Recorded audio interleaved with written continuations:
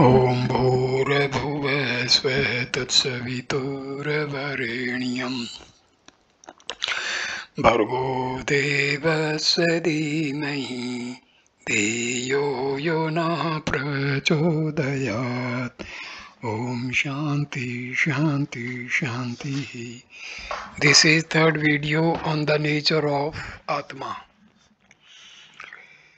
When we speak of man, we should consider him as the combination of the body, the mind and the spirit Atma. The body is an instrument for performing actions. Mind is the faculty which determines what is right or wrong.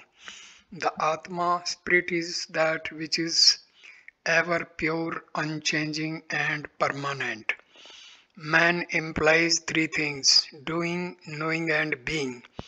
It is when the body, the mind and the Atma are present in union that a human being can be said to exist.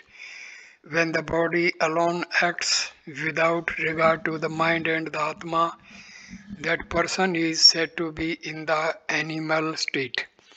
When the mind alone acts in association with the body without regard to the Atma, that combination is described as demonic. What about achieving the divine state? For that, Swami says, one must be installed in the Atmic principle, transcending the body and the mind. If examples are needed for understanding that statement, those of the sages Ramana and Ramakrishna should suffice. Reality, Maya and all that.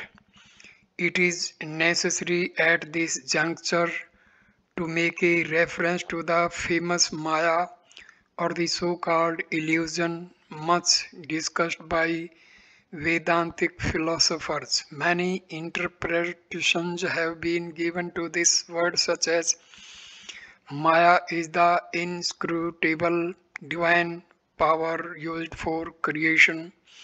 Maya means illusion or delusion. Maya is the dazzle of Prakriti, or as Goethe beautifully puts it,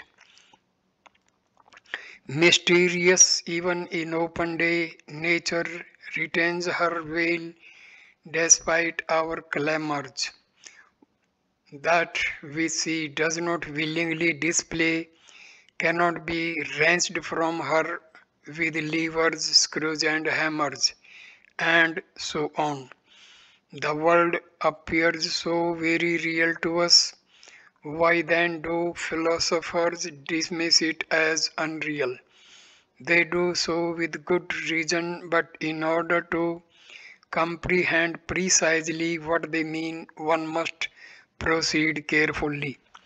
Let us start with the dream state. No one would have any difficulty in dismissing the dream experiences as unreal, but a little reflection would show that we so dismiss only while we are in the waking state. During the dream itself, however, those so-called illusory experiences seem very real. In fact, during the dream, one has no cognizance whatsoever of the world experienced during the waking state, so much so for the person dreaming, the phenomenal world simply does not exist. Much as we might dispute, philosophers are fond of equating the two kinds of experiences, and the Janka story narrated earlier is merely an echo of this view. The French philosopher Descartes shared this perspective and declared, "When I consider the matter carefully, I do not find a single characteristic by means of which I can certainly determine whether I am awake or whether I am dreaming. The visions of a dream and the experiences of my waking state are so much alike that I am completely puzzled, and I do not really know that I am dreaming at this moment. Swami too often refers to the two experiences as night dream and daydream. For most people, all this might seem just a play on words, and so let us examine the argument more closely. The world we say is real. Now, what is meant by reality? To a Vedantin, reality, which is the same as truth, refers to something that is permanent, that is unchanging and is ever constant. Stated that way, clearly the Brahman, the Brahma, Atma alone qualifies to be called real. Then whatever happens to the world which seems so real to us, is that all an illusion? This business of illusion comes up largely on account of a famous statement due to, says Sankara, Brahma Satyam Jagat Mithya, meaning God is true but the world is false. Sankara said the world is false basically in the sense that it is transient. However, in his prolific writings, he does advance rather involved arguments to justify that the world is actually an illusion. How can that be? One would ask. If Sankara felt pain, and he sure must have, would he call that an illusion? Actually, Sankara explains pleasure and pain also away. But those arguments being rather complicated, we need not get involved in them. Instead, one might accept, as Swami says, that the experiences of the phenomenal world do have a reality of their own, although this reality is transient and empirical.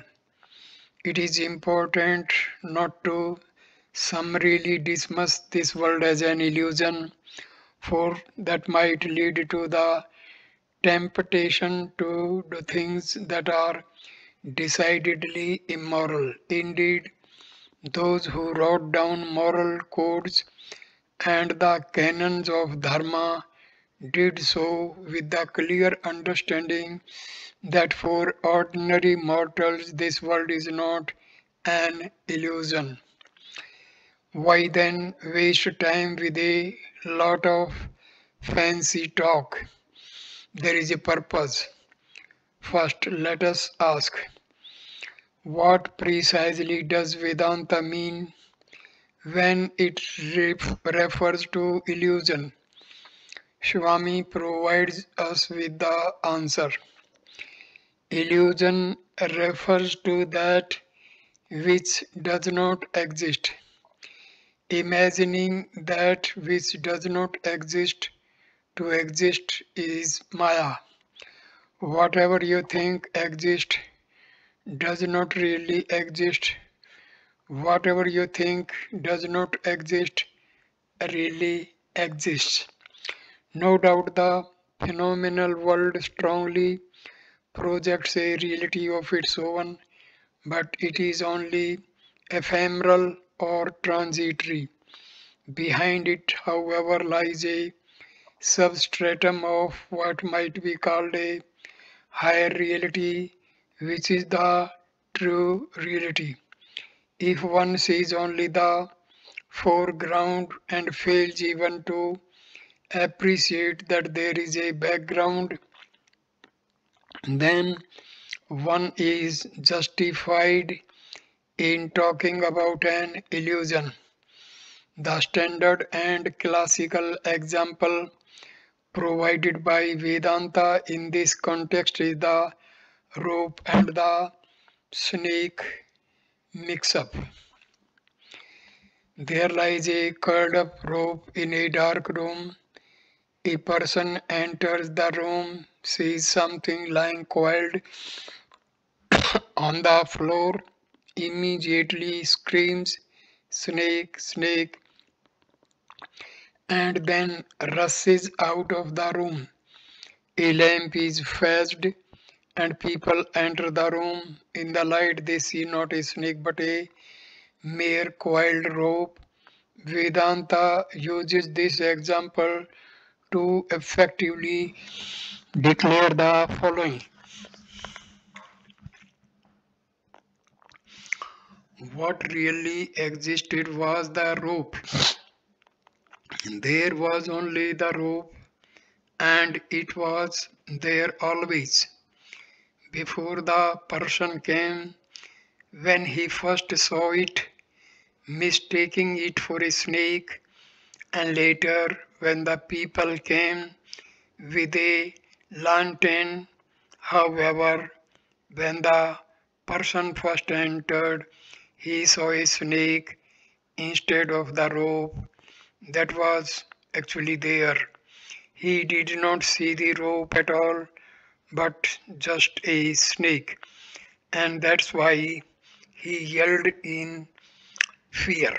Now, where did this non existent snake come from? From his mind. This image, manufactured by his mind, was superposed on the picture of the rope, captured by the eyes, and interpreted wrongly.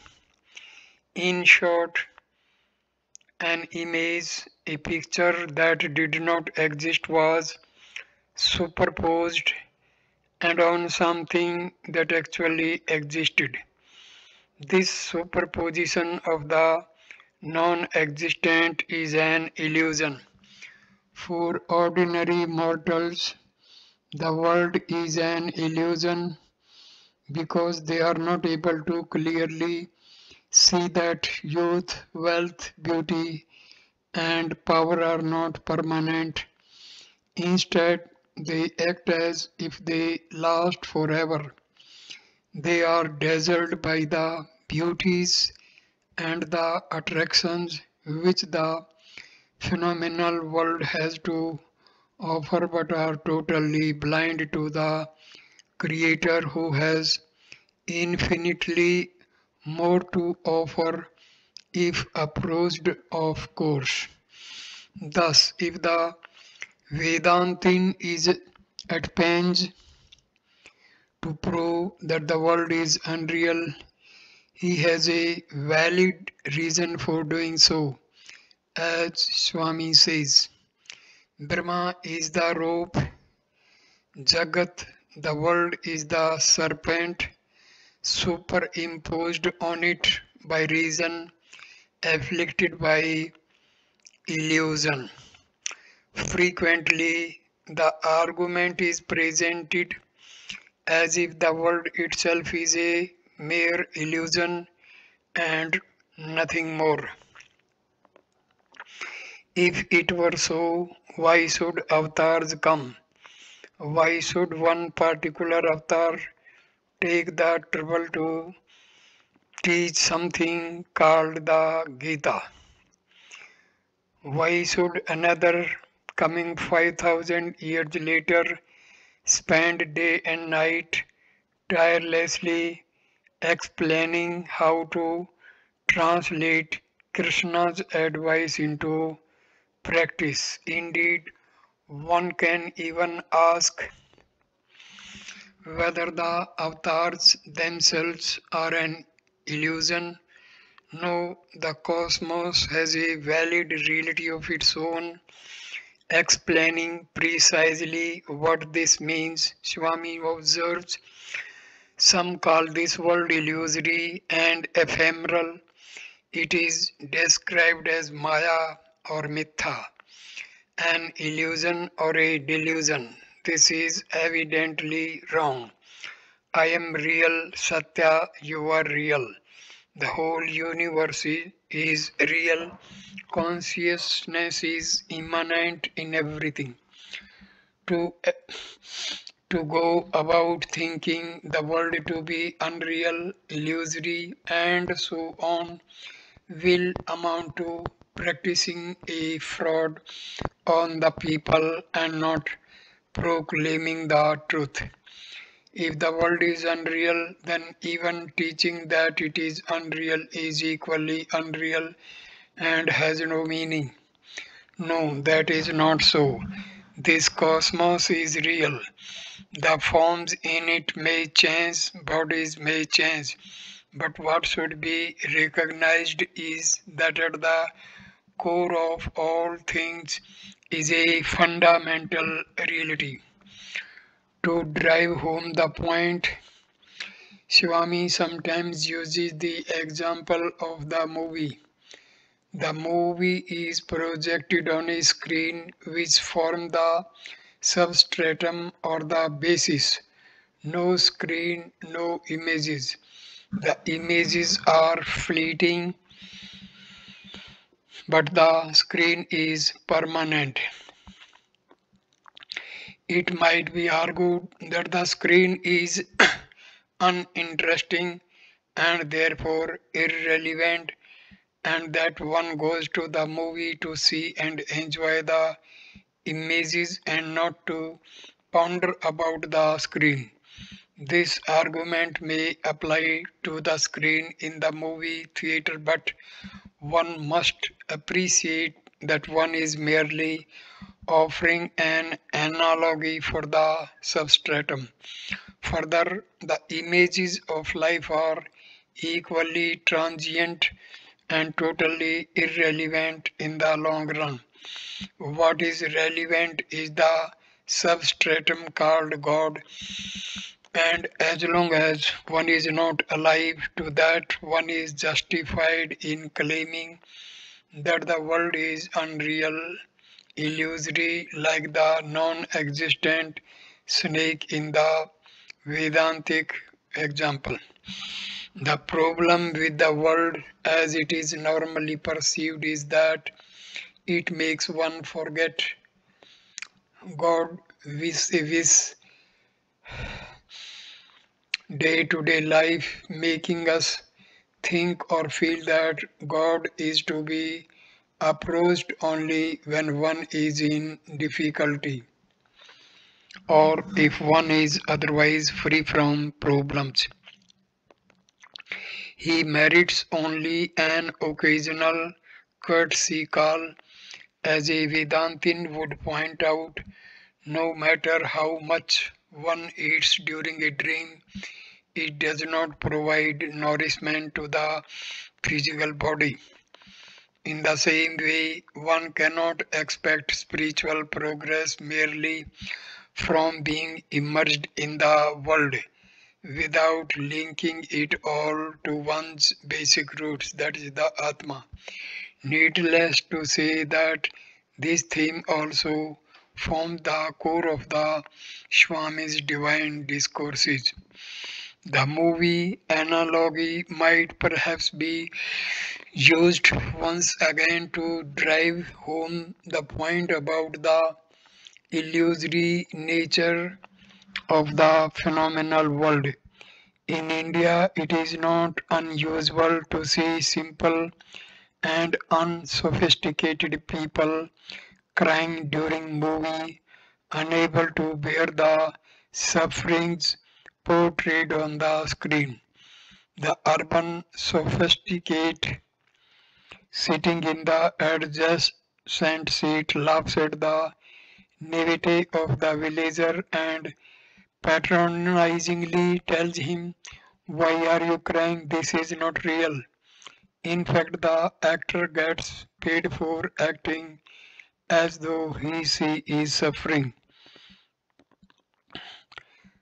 The name or the wise one has the same comment for the ordinary human who, unable to see the transient nature of this world, gets over involved emotionally and inflicts on himself unnecessary pain and suffering. From the Jnani's point of view, man is as foolish or naive as the ignorant villager shedding tears in a movie.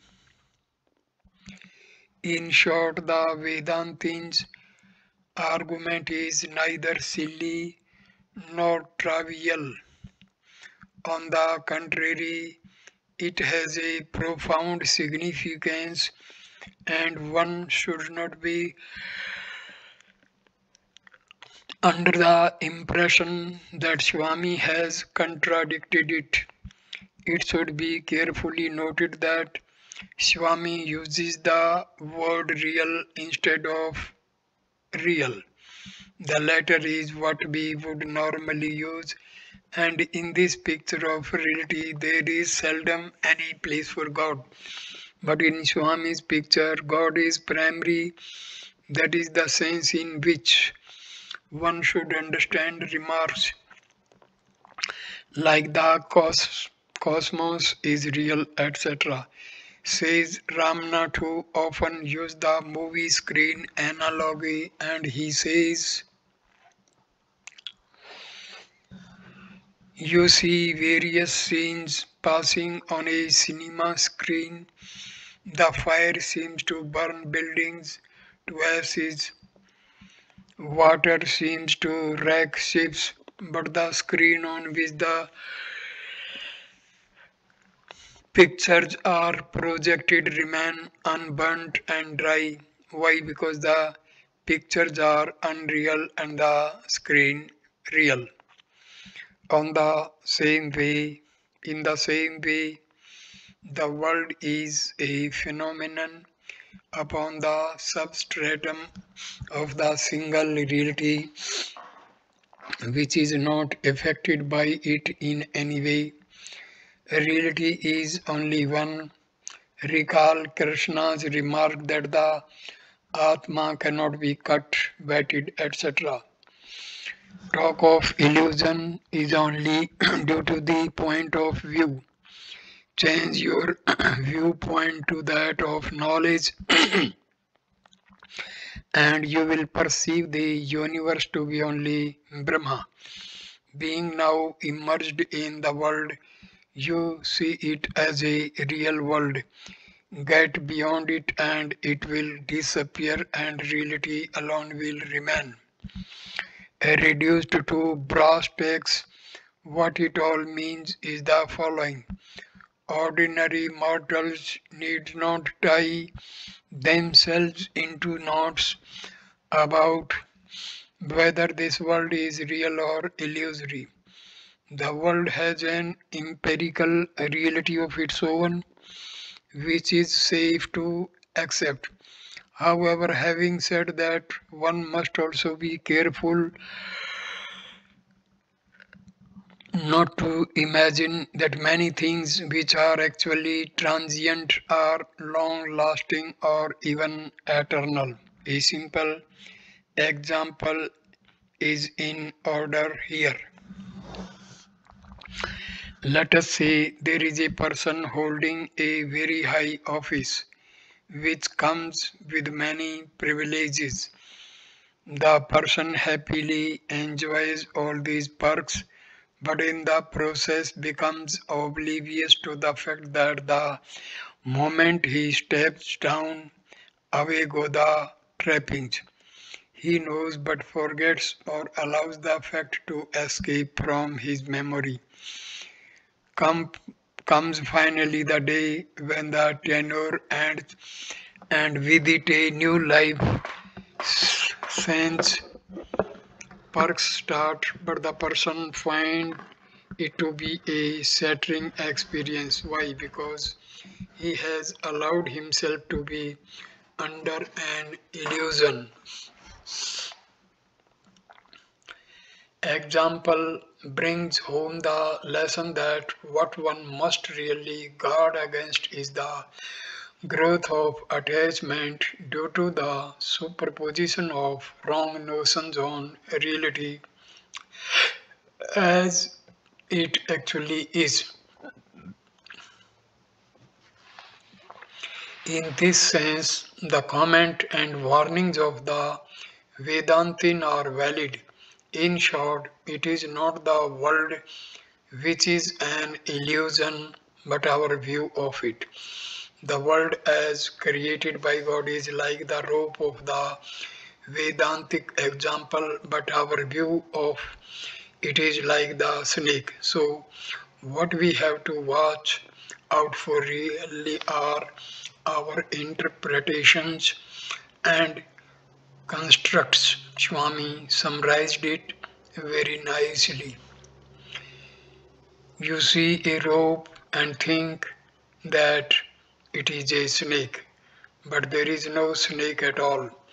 You are subjected to fear and tension by imagining that there is a snake where there really is no snake. What is the reason for this fear? Imagining things which really do not exist is the cause for the fear. You are experiencing a number of sorrows because you have forgotten the fact that the entire world is the very embodiment of God. It is not just world as you think. You see the world from the phenomenal point of view. You are not looking at it from the process of inquiry. If you were to look at the world through the eyes of inquiry, you would realize that it is only a flow or a stream of continuous change. This ongoing, uninterrupted flow of changes is the basic characteristics of the phenomenal world. It continuous flow means a stream of changing truth, a truth which is qualified and therefore not fully true. It is a combination of pure truth, which is always unchanging, and untruth, which deals with things that are changing. In fact, there are basically two types of illusion one must guard against. The first is external in original. The first is external in origin. Here, illusion makes us see multiplicity in creation, obscuring the underlying unity. The second is internal. Here, illusion makes us think we are the body, whereas we are actually the Atma. Ignorance is the source of both, and hence it is that ignorance must be driven out with knowledge. Notwithstanding all that has been said, ordinary mortals can justifiably worry about Maya and how to transcend it. There is, however, no cause for worry, and Swami reminds us of assurance Krishna gave to Arjuna. Atma, I am the authority that wields Maya, this Jagat universe, which is a product of Maya, moves and behaves according to my will. So, whatever is attached to me and acts accordingly to my will cannot be harmed by Maya. Maya dare not approach anyone who has taken refuge in me. The hurdle of Maya can be crossed either by developing the attitude of oneness with the infinite God or the attitude of complete surrender to the Lord. Advaitam. Krishna told Arjuna that he was not the body but the Atman. Out of infinite compassion, this same message is being dinned out our reluctant ears day in and day out by Swami. It is one thing to repeat parrot like that I am the Atma, and quite another to actually feel that way. What is important is to progress to the state where one truly feels one is Atma, and it is in order to remind man of this vital journey that the scriptures built in caveats known as the Mahavakyas, one of which was earlier referred to earlier, namely Aham Brahmasmi, meaning I am Brahma. How does one make this pilgrimage to Brahma? Is it enough to repeat the Mahavakyas like a tape recorder? Obviously, the answer is no. What then must one do? Like every journey, the journey to Brahma involves several stages.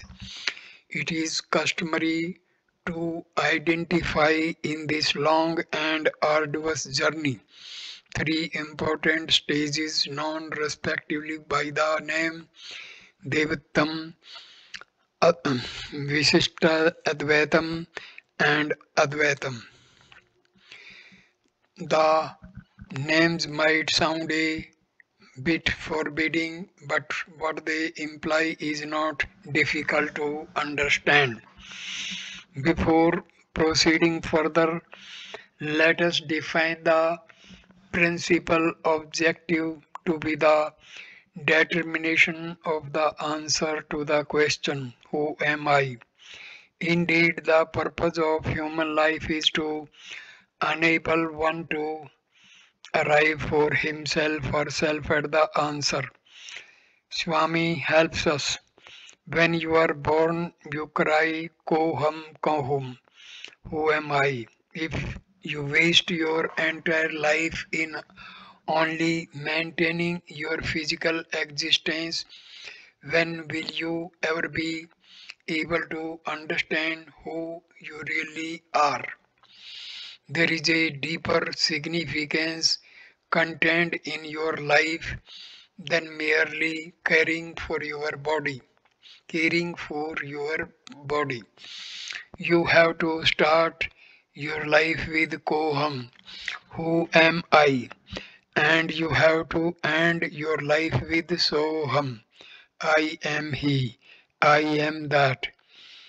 You have no, you have to recognize that you yourself are the divinity. So that is our destination. The feeling that I am God. To put it somewhat differently, from God we have come and to God we must return. That is, we must go back to where we came from. Now the recommended starting point for this eventual realization is Dvaitam, or an attitude of duality. Here one does not load oneself with abstract notions difficult to comprehend but simply accepts God as a supreme being and that this God must be properly worshipped.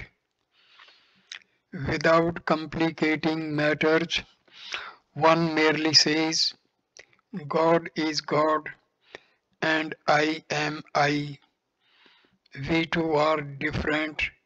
That is how duality enters the picture. He is supreme, whereas I am insignificant. I must worship him. Swami summarizes it as follows.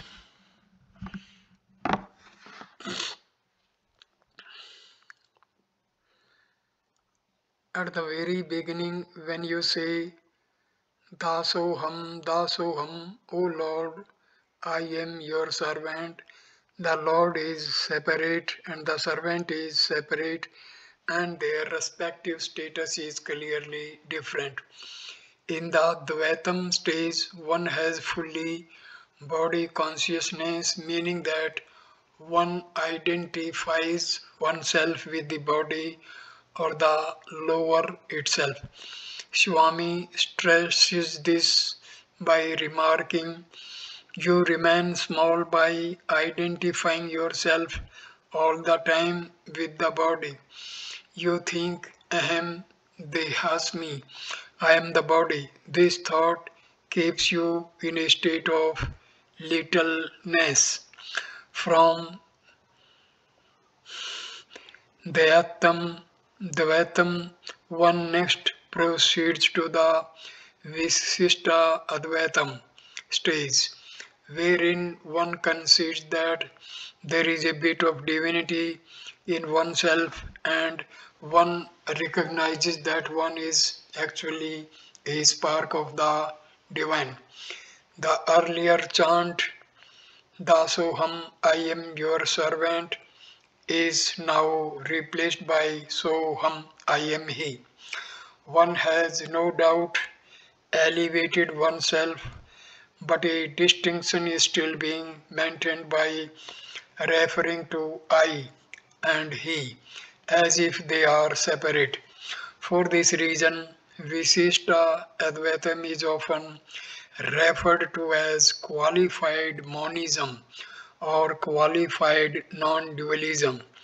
Swami says that this is the stage where one recognizes that although one might worship God using many different names and forms, the ultimate behind is just one, urging that one must progress from Dvaitam or duality to the next stage of Visishta Advaitam or qualified non-dualism, Swami observes.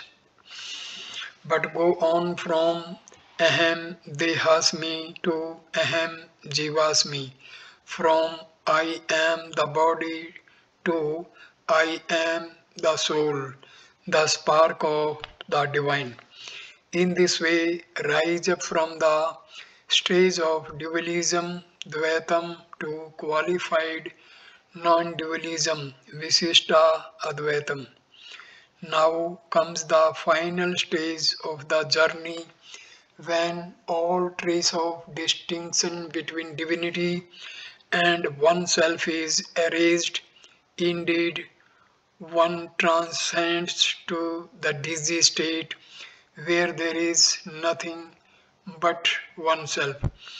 This is the last stop. Advaitam, initially the cry was Dasoham, I am your servant. Then it became shortened to Soham, I am he, and now it becomes truncated even further to simply Ahem, meaning I am F. About these changes, Swami comments. Ahem means I. It is the pure self without any modification or limitation. The journey from Dasoham to Ahem is a little like the healing process that takes place with a wound. The protective layer of hard skin that forms over the wound eventually falls off by itself as the wound heals. When both the and so covering the pure eye have fallen off, then you will be in the final stage of Advaitam or non-dualism. Then you are immersed in the one truth, Ahem, Ahem, I am I. Instead of Dasoham to Soham to Ahem. One can also describe the three-stage journey via the phases Ahem Dehasmi to Ahem Jivasmi, both of which have already been mentioned, to finally Ahem Brahmasmi, as Swami says. This Ahem Brahmasmi is the stage of complete non-dualism, Advaitam. The feeling you start with that you are the body is steeped in dualism. It is very birthplace of sorrows. As long as you are immersed in duality, everything is sorrow and grief. If you identify yourself with the Atma, everything will be happiness and joy. Much has been written on the subject of Aham Brahmasmi, but none has clarified the matter as Swami has. He declares the principle of I is all pervasive. People may call themselves by different names, but the one thing common to all of them is the concept of I. The very first word in the universe was I. Ahem is the first name of the Lord. Ahem Brahmasmi. Ahem comes first and Brahmasmi comes afterwards. Actually, although the Mahavakyas are often taken as proclaiming the philosophy of Advaitam, Swami says that if one examines carefully, even they fall slightly short of true Advaitam, he remarks. Declarations like Ahem Brahmasmi and Tattvam Asi are cited as pronouncement proclaiming Advaitam, but this is not correct. These statements refer to two entities, Aham and Brahma, Tat and Tvam. The recognition that the one and the same Atma dwells in all is true Advaitam. Swami then goes on to say that man is the image of the Creator. The I indicates the oneness of man and his Creator. Man must therefore shatter all barriers and rise to the level of the Creator. That is the purpose of life. To summarize, there are three stages in the road to God realization: dualism, Dvaitam, qualified non-dualism, Visishta Advaitam, and full non-dualism, Advaitam. In the beginning, one declares, I am a devotee of God, clearly implying that God and the devotee are two distinct and separate entities. God is believed to far away and the quest is to get closer to Him. After a long journey, one finally comes face to face with God, enabling one to declare, O Lord, I am your devotee. Notice the change in the declaration which comes about because one feels him inside one's heart. The third and the ultimate stage is one where truth dawns and the realization occurs that I am God and God is me. As Swami explains, Advaitam is the stage when one cannot distinguish between God and oneself.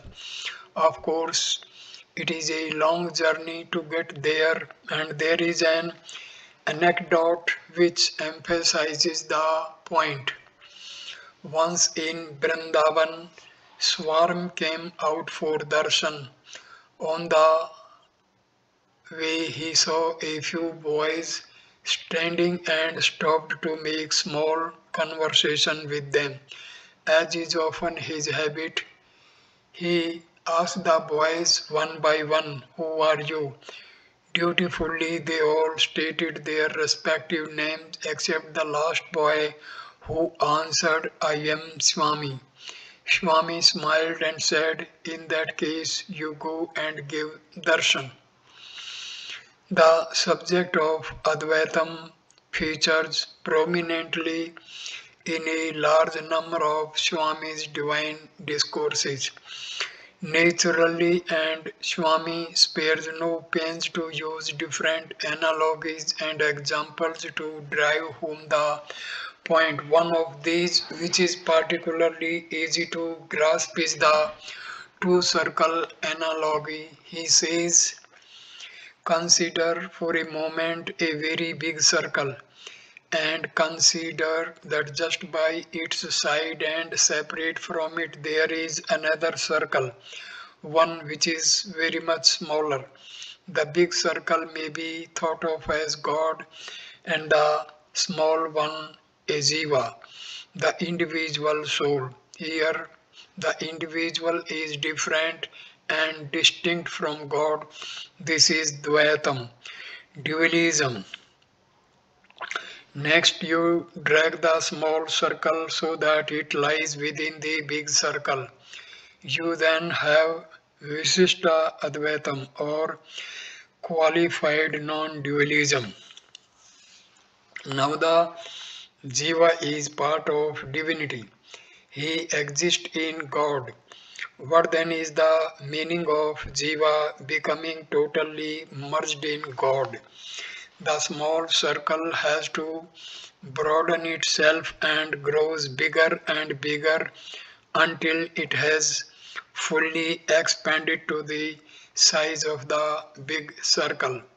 At that point, the two circles are indistinguishable. Jiva and Deva, God are one.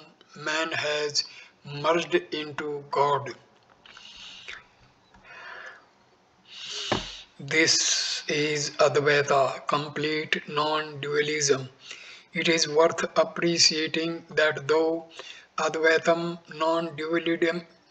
non-dualism is the ultimate goal, it is prudent to start with Dvaitam, dualism, which is why the path of bhakti or devotion assumes so much importance, and that also is the reason why both Krishna and Swami lay so much stress on bhakti. At the same time, it is equally important not to lose sight of one's intrinsic divinity. To underscore this point, Swami often calls attention to the example of Christ, who began by declaring that I am the messenger of God, later modified it to I am the Son of God, and then to I and my Father are one, indicative of his transition through the three stages discussed in detail above. Finally, Christ referred to the Holy Ghost, which is the same as the fourth state discussed by Mandukya. The following anecdote may be of some value in stressing the importance of Ahem. Once in Kodaikanal, Swami asked the assembled gathering, who am I? Various replies were given like, you are Shirdi Sai incarnated, you are Krishna come again, you are a Purnavatar, etc. Swami kept smiling and shaking his head as if to indicate that the answers were not correct. Finally, an elderly gentleman made bold to say, Swami, you are yourself. Pleased Swami nodded his head and remarked, that is the correct answer. I am myself, I am I. I, says Swami, is the first name of divinity. Commenting on it, he remarks, there is only one reality that exists in this world. That reality is divinity. What is the first name of that reality? Neither the Atma nor God nor even Om is the first name. In fact, I is the first name of divinity. This I is frequently used in daily life for I is the basis of all our deeds. I is the vital breath, the self. That's why it is said, Isvara Sarva Bhutanam. The Lord manifests himself in all. It is because this I is existing in all that the Lord is said to manifest in all. The pure Ahem state is what Christ referred to as the Holy Ghost. On this topic, Ramana says, of all the definitions of God, none is so well put as the biblical state, I am that I am. Exodus. None is so direct as the name I am of Jehovah. The Absolute is, it is self-God. The subject of Advaitam is a vast ocean, and what has been discussed here is just a small portion of it. However, the important thing is not the acquisition of scholarship about Advaitam but to practice it. And as far as that is concerned, Swami's pronouncement, some of which have been cited above, should be ample. In a nutshell, Advaitam means seeing unity in diversity. On the face of it, this might seem impossible and even meaningless. However, the essential point is the feeling of oneness rather than indulging in mental gymnastics to pretend that the tiger, the fish, and the coconut tree are all alike. They certainly are not, as far as form and other earthly characteristics are concerned. But at the same time, they all are projections of the same one or Brahma. To drive home the point that there is no qualitative difference in the basis for the diverse form, Swami often cites the example of the ocean, the waves, and the foam. The ocean is vast and remains constant and is like the Brahma. From the ocean are born the waves. They are numerous in number and exhibit literally infinite variations. To two waves are exactly alike. Further, they are all evanescent, evanescent, and yet the water in the wave tastes just as salty as the water of the still ocean. The same applies to the foam also. There is thus an underlying unity between the one ocean, the numerous waves, and the foam that rides the waves piggyback. On this topic of the waves and the sea, Swami observed, your reality is the Atma, a wave of the Paramatma. The one object of this human existence is to visualize that reality, that Atma, that relationship between the wave and the sea.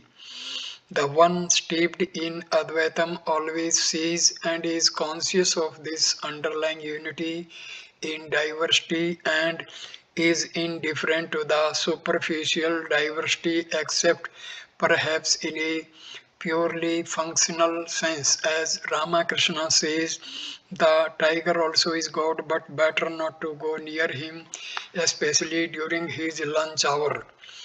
Once Once one recognizes and remembers this underlying unity, others' joy becomes one's own joy. Likewise, others' suffering and pain becomes one's own. In short, there is no difference whatsoever between the other and oneself. All are one and there is only one. That is what Advaitam is really all about. Swami ends the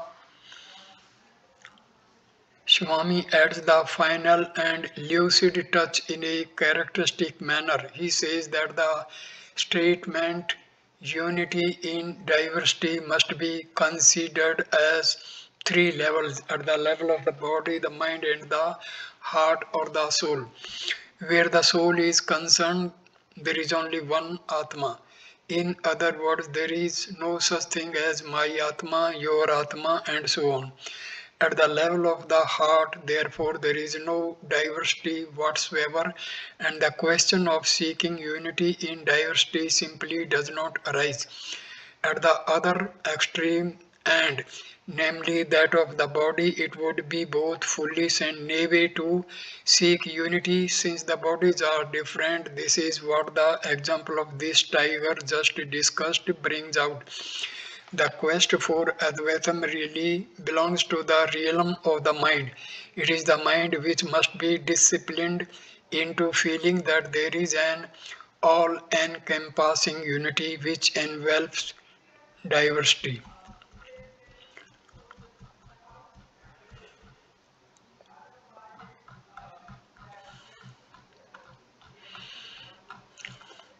Summary: as mentioned earlier, this is a heavy chapter. A summary might therefore be useful and is given below. Vedanta posits that a human being can exist in three states: the waking, the dream, and the deep sleep state. There are two types of consciousness or awareness which exist: the primary and the secondary. The latter is what is usually referred to as consciousness. It is the one which makes the body aware of the external world. The primary consciousness or superior consciousness is always alert, whereas the secondary consciousness is fully operative only in the waking state, partially so in the dream state, and totally dormant in the deep sleep state. The primary consciousness relates to I or Ahem, whereas the secondary consciousness relates to small I or Ahamkara or ego. The deep sleep state is fundamental or causal. The dream and the waking state emerge from it and dissolve in it. The Mandukya Upanishad relates these three states to the three letters A, U, and M of Om. Encompassing the three is the so-called fourth state, Turiya. Mandukya relates Turiya to Om.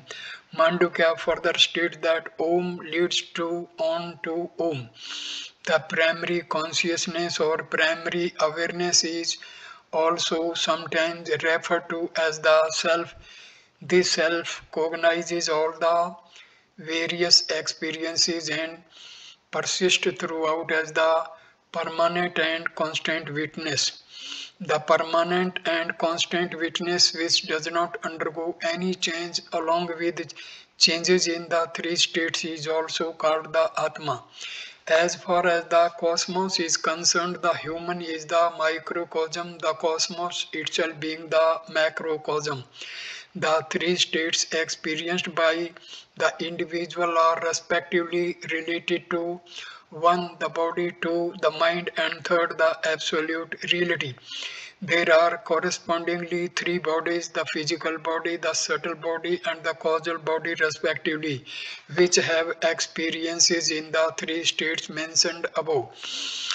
With each of these three states of the microcosm is associated a deity. They are Vasunara associated to the body, Tejasa for the mind, and Prajna primary consciousness. The macrocosm is simply the superposition of all the microcosm. Thus, all the bodies of all the beings constitute the physical universe or the gross world, also called the Bhutakasha. The union of all the minds similarly leads to the universal or the cosmic mind. This cosmic mind has a world of its own called the subtle world or Chitakasha. Likewise, there exists a macroscopic counterpart of the primary consciousness, which universal consciousness, which operates in a world called the Chidakasha. In other words, if the individual body belongs to and has experiences in the gross world or Bhutakasa, the individual mind similarly belongs to the subtle world or world of Chitakasa. While the individual primary consciousness is likewise a part of the universal consciousness associated to which the world called the Chidakasha.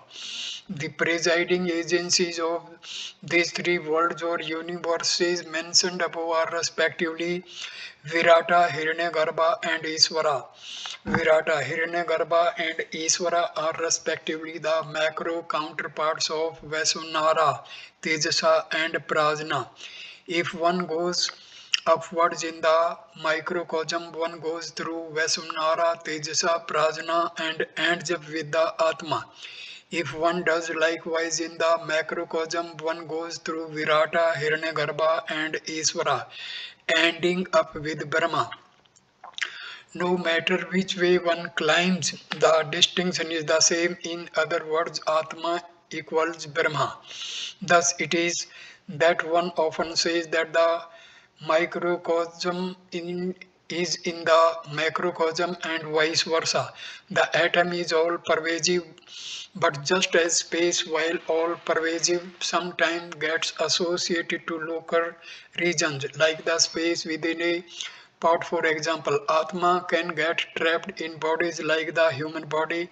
Such an entity is called the embodied Atma or Jiva Atma. Under certain circumstances, when the Atma gets so embodied, it animates the being, provided the primary energy, the animated being then has life. What is usually termed soul refers to the embodied Atma or the Atma plus a subtle body. During life, the soul occupies a body, thus a living body equals gross body plus soul equals gross body plus subtle body plus Atma. Upon death, the soul departs, meaning that the Atma plus subtle body combination says goodbye to the gross or the physical body and floats away to have a separate and ephemeral ethereal existence. This separate existence lasts till the combination finds a new body to reside in, which is rebirth. The cycle of birth, death, and rebirth goes on seemingly without an end, but an end is possible, or that is, rebirth can be prevented. When that happens, one says that the soul is liberated. Liberation moksha means that the Atma cuts loose from the subtle body. This can happen only through intense spiritual practice or sadhana. Two terms are often used, the Jivatma and the Paramatma. Seen from one point of view, the former refers to the limited Atma trapped in a body, whereas the latter refers to the unlimited Atma. Life thus consists of a journey from the limited to the unlimited. Stated briefly, Maya means superimposing a non-existent thought or notion on reality. We see diversity where there actually is unity, that is Maya. There are three stages in the road to liberation or God realization. They are dualism or Dvaitam, qualified non-dualism or Visishta Advaitam, and complete non-dualism or Advaitam. One must progress stage by stage. A human being is a conglomerate of body, mind and soul Atma.